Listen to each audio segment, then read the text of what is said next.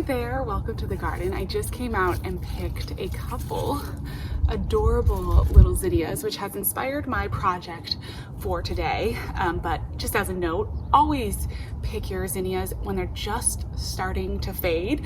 You're gonna have to deadhead them anyways, but this way you get to enjoy them as a really beautiful cut flower. They're actually gonna last really long in the vase, and especially when they reach kind of like the end of their maturity, when they start to fade just slightly, they're gonna go on and become a great cut flower inside and really hang on in the vase. But then you're also gonna wanna deadhead them. Even if you let them fade on the plant, you're gonna wanna deadhead them because then you're gonna promote more blooms. The more deadheading you do, the more blooms you get.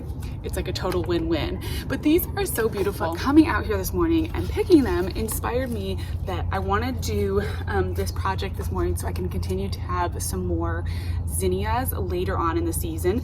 There's not a whole lot of things that you can plant like beginning of June for still your summer blooms, but zinnias are one of them. They are a pretty fast blooming flower, which is really nice. And I'm trying to figure out right now what my fall garden is going to look like.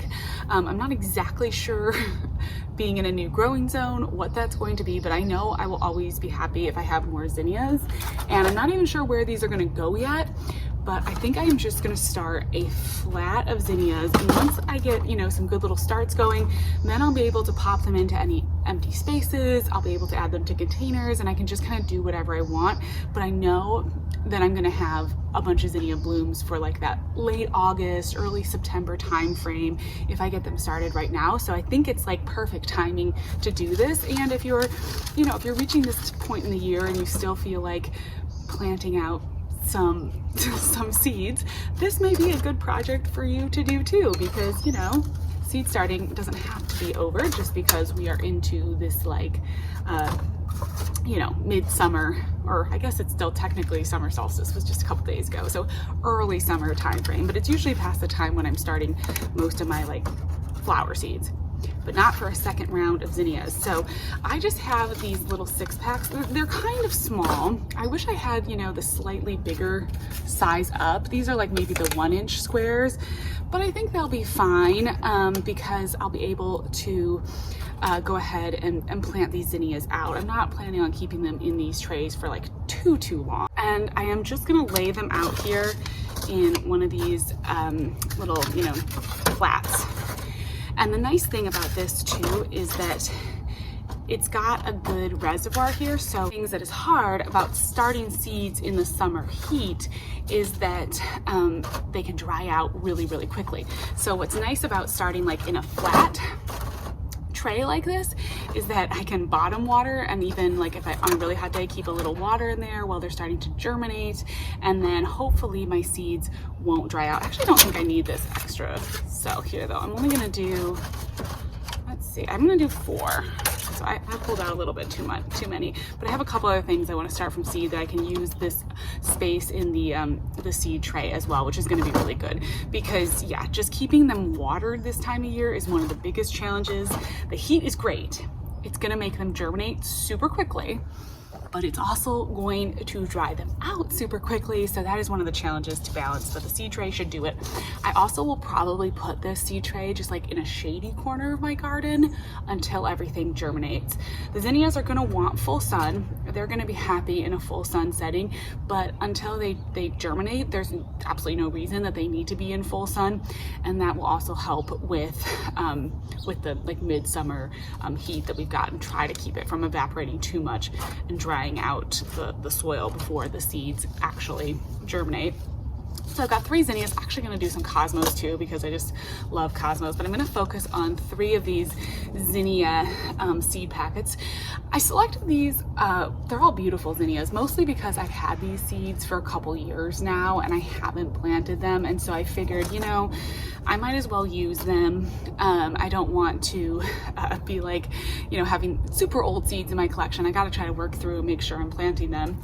But these are also going to be, I think, pretty for for the fall, kind of like some fall tones with some reds. The first one is a Redmond Super Cactus, and this is a gorgeous variety. The Redmond Cactus zinnias are a pretty old classic zinnia variety. You probably have seen these, but they're huge. They're just these big flowers. The plants grow pretty tall, so this is going to be a nice tall zinnia, probably a few feet once the plant gets growing and blooming.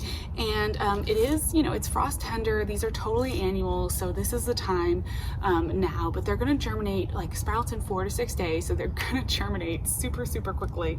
And it doesn't have a days to maturity on this packet, but what I've found with zinnias is like 40-50 days you're really getting into blooms. I've never had an issue with that, and so that'll be, yeah, end of August we'll be having these beautiful Redmond cactus zinnias, and they're just super vibrant. They're super bright and big and bold, so I think they'll be really pretty for fall. I think they'll really do the whole look, and it'll be great. And then I'm also going to do some pinks because I do just, you know, we love some pinks, and I have this, it's a Signora, and this is another super large zinnia variety. So I'm going for really big zinnia varieties because I also have these trough planters, and I need tall plants to grow in them. I'm expecting by the end of the season I may have some holes in the trough planters, and so something that's a really tall, really like large zinnia would be perfect for growing in here. These get 32 to 40 inches tall, so big, like that's a big zinnia flower. And they have these really large salmon colored pink blooms, kind of similar to the cactus in the sense that they're like double, you know, many petaled. Really pretty. They're also going to emerge 3 to 10 days, and we're in a pretty, like, it's hot right now. We're in the 80s, 90s every day, so I think we're going to probably have germination closer to that like 3-day mark. And yeah, 3 to 5 inch flowers, really strong stems, and actually they say that as a bonus the petals are edible. I never knew that zinnias were edible, so maybe we'll have to like sprinkle some of the petals on a salad or something. That would be really pretty with the pink. But even if you don't eat them, they're just beautiful in the garden, and I think it's gonna be great to have that height. I'm really, these Signora zinnias, I'm thinking for these trough planters, like once maybe, I don't know, the bishop's, I got this beautiful bishop's flower that's growing, but it's kind of dying back. We're gonna need something to fill in there. This will be gorgeous. Not as much a container zinnia. You know, I've obviously been doing a lot of container gardening this year, so this is not one that I would put in like a small container. This is definitely a zinnia. This and the Redmond, these are both like definitely more zinnias that we're leaning toward a big planter, or even like in-ground raised bed, that kind of thing. So, but if you have like any big containers, or you have these like, you know, kind of planter raised beds, these would be perfect. And then the last zinnia seed I have is one of the oldest. So these were some of the first zinnia seeds that I bought. It's this Isabella mix, or not mix, I should say, just Isabella zinnias, and these are really pretty, like buttery white. So I think in the fall that's also gonna look good with these pink and red tones, and then some nice like buttery, like definitely a warm white. It also would look really good though with pastels, and I think that's kind of like what they recommend. This is like a really sweet buttery white to go with pastel colors, but it's gonna be fine. We're gonna make it work with the other ones. And these grow up to 3 feet tall. So again, this is like another big tall zinnia. They mature in 70 to 90 days, it says on here. So that's a little bit longer. I'm hoping with my heat that maybe it'll push them along a little faster. But even so, it would be a good one for kind of like, let's see, in 90 days, that's gonna be September. So they'll be really pretty. They'll be blooming in September, and I'm here in zone 10A. So we're gonna be perfectly, it's gonna be perfectly warm. There's gonna be no frosts to worry about for me. Now, if you're in a colder climate, this might not be the variety for you because you may not have 90 days left in your growing season, but there are definitely other zinnia varieties that have a shorter days to maturity. But yeah, 48 days to germinate.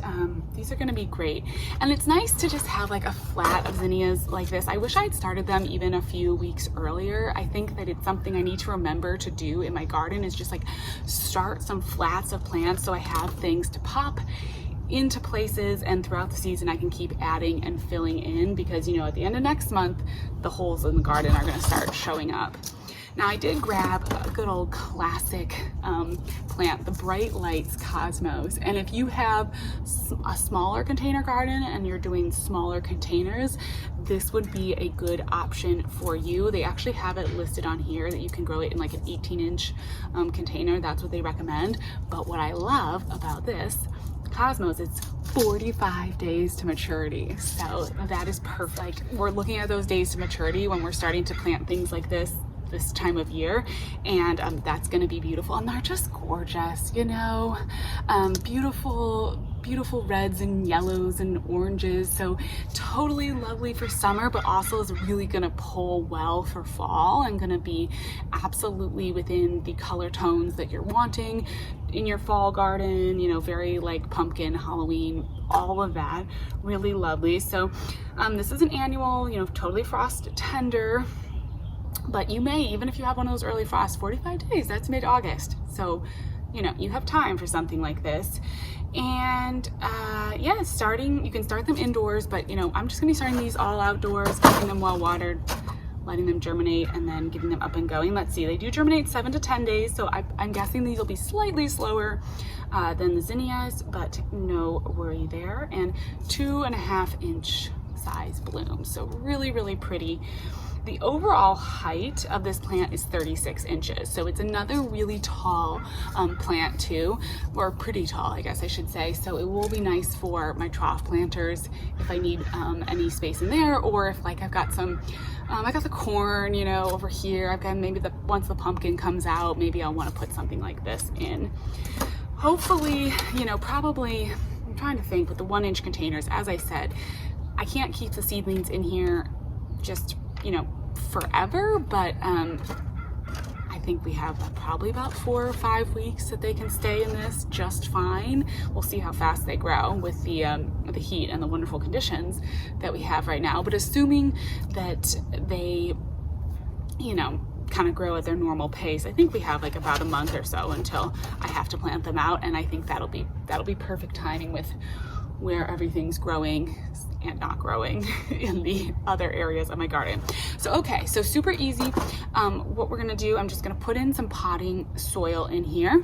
I just seed start with a normal potting mix. I'm not gonna use seed starting mix, especially because these plants are gonna be living in these seed trays for a while. I like that potting mix has some nutrients. There's usually some fertilizer in there, so there's gonna be something for them to keep eating throughout the season. These are pretty large seeds, so I'm definitely not worried about like having to sift the potting soil, anything like that. I think it's gonna be pretty easy, pretty low maintenance. Once the plants have got their first set of true leaves, I will start them on the same water soluble fertilizer schedule that I have everything else in the garden going on right now, and they'll be super happy with that. But yeah, just make your like life easy. If you're starting seeds this time of year, kind of doing one of these like outdoor seed starting situations like I am, make your life easy. Just use container potting mix and it'll be fine. I will be shocked if there's any problems. So let me go get my potting mix. I'm gonna fill this up and then we'll plant in our zinnias.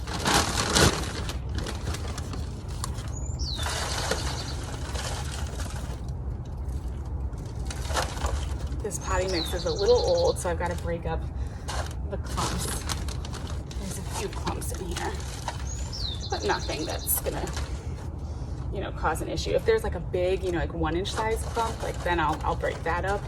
But I'm not worried about like the little bits of bark and such that are usually in potting mix. That's not gonna be too much of a problem. Just pull out anything that's like really big. Break up the pieces of peat that have, you know, collected if you've got your potting mix sitting around at this time of year, which, for example, mine has been sort of sitting here in the back of the garden for a minute. Just make sure it's not, you know, it's not been too chunky. And then, okay, so now we've got it really full. I'm gonna kind of pack it down because I don't want to have holes once we water it. You know, do make sure you pack it down. Otherwise, when the soil settles, you're gonna end up with these big gaping holes in your seed trays.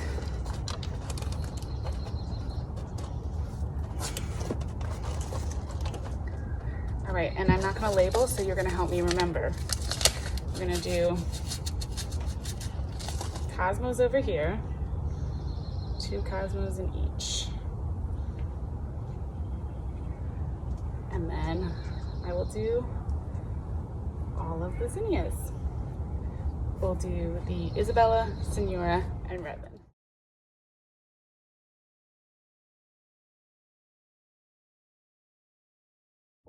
All right, there it is. So I am going to water on top of this very, very carefully the first time, you know, and make sure that it's gonna stay nice and wet up here on top. But then for the most part, I'm gonna try to water from below, and I may even keep a little bit of water in the bottom of this, at least until everything is up and germinating, just to make sure, again, that nothing dries out, since I am planning to start these outside. So of course you could totally start everything inside under grow lights. That's always a great way to start seeds, and kind of like probably a little bit more foolproof. For me, I am going to start these outside just because I've got a nice sunny backyard here, and I don't really have my seed starting set up indoors. So I'm going to start them outside. I am going to be careful though that they don't dry out. Now, you are in an area that gets rain. I don't really get a lot of rain here, any rain. We haven't had rain in like a month or so. But if you are in an area that gets rain, you need to make sure, if you're going to start seedlings outside, that you have them covered, like under some kind of like roof, something. You know, you can move them out into the sun on a sunny day, but make sure they don't get rained on, because nothing is harder on your seedlings than if they get rained on, especially one of those big summer downpours. I have tried to do this in the past in my home in Virginia, and we've had like one of those big summer storms, and my seedlings were just destroyed. They can't handle the big like raindrops. Your seed tray may fill up with water and drown your seeds. It just can be really, you can definitely lose your seedlings. So that's something to be careful about when you're picking your location. You also need to worry about like slugs and snails, again, because you're outdoors. And I have had some slugs and snails in this garden, so I think I'm gonna think about where I can put these, where no slugs and snails are gonna get them. I actually noticed that there was some slug and snail damage inside of this trough planter recently, so it's making me a little bit more careful with my seedlings. I do have slug bait, so I could sprinkle some slug bait on top of the seed tray as well. That would be an option. Or you can put it like up on a table. Usually if it's up off the ground, the slugs and snails are less likely to find your seedlings, but you do need to think about that. Sorry. Everybody's outside today because it's a really beautiful day here. Okay, so I'm just gonna water it in from the top, and then I'm going to just set it in a place where the slugs can't get it, and I know it won't get rained on, or keep a really good eye on the weather. I'm also gonna I went ahead and just threw a couple of okra seeds into some little seed cells as well, because I just thought it might be fun to have okra. So I have a couple of these little cells here too, so I'm gonna pop them with these. I'm gonna have like my little seed starting area. Okra is like, these are the Perkins long pod, and they are, is it short pod or long pod? I'm not sure, but they are 55 days to maturity as well. So this is like my late summer garden backup plants that I'm starting right now, and as long as I can get them going and keep them happy, I may even put this over by my patio so that I see it really regularly and I make sure that everything stays happy. Sometimes a good way to deal with things like this is just like put them in an area where you're going to be seeing them all the time, and then you don't forget, kind of try to foolproof the seed starting process, because that's the hardest thing about seeds, is that you just have to kind of micromanage them. You have to stay on top of them, and even if you let them go like one day and they get dried out, they can just all die, and you can lose your entire seed, you know, all of the seeds that you started and all of your hard work can be gone. So it's something you do need to be on top of. I'm not sure what's going on. The birds are loud. Everyone's talking to the birds. But anyways, I'm really excited. I'm just gonna water this in and put it in a good spot. Thank you so much for spending a little time in the garden with me. If you have not started zinnias yet, it is not too late, and they are the best flowers, so you should definitely do it. Thanks so much for watching. Bye.